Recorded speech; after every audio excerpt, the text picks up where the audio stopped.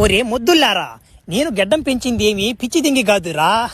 నేను ఒక భయంకరమైన మాంత్రికునిరా. ఇంకా అవలేదులే, అవుతాప్పుడు. ఓయో, నువ్వు మాంత్రుడు మాకేమయ్యా, నువ్వు మాంత్రుడు మాకేమే. మరి నీ ఫాస్ గా నేను మాంత్రికుండ్రా, నమ్మండిరా నాయన. సరేలే, మీరేమన్నా కోరుకోండిరా, ఇస్తానా. సరేలే, నువ్వు ఎట్టో ఇస్తానంటున్నావు కాబట్టి ఓ నువ్వు నిజంగానే మాంత్రికుడు అయితే మాకు పొలాలు వేసుకునే గింజలు కావాలా, గింజలా అయి నువ్వు మాకు ఈగలుతావా? ఓ గిన్నె బాగోదరే. మరే మీకు ఎట్లాంటి గింజలు కావాలో కోరుకోండిరా. ఓ చెప్తాను చూడు, మాకు ఎట్లాంటి గింజలు కావాలంటే వంకర గింజ, టింకర గింజ, పక్క గింజ, సైడ్ గింజ, నల్ల గింజ, పచ్చ గింజ, ఎర్ర గింజ, పుచ్చిపోయిన గింజ, పుచ్చని గింజ, మంచి గింజ, లేత గింజ, ముదిరి గింజ, ఎన్ని గింజలున్నా నాకు ఒకే గింజ ఇష్టమా? అదే నా అమ్మట ఫ్లాష్ మ్యాన్ గింజ. ఆ గింజకి నేను సలాం కొడతావా నాయనా? ఓ నువ్వు ఏనామాట గింజలు ఆడుతున్నావు అయినా బలి పెద్దయినా సీనా.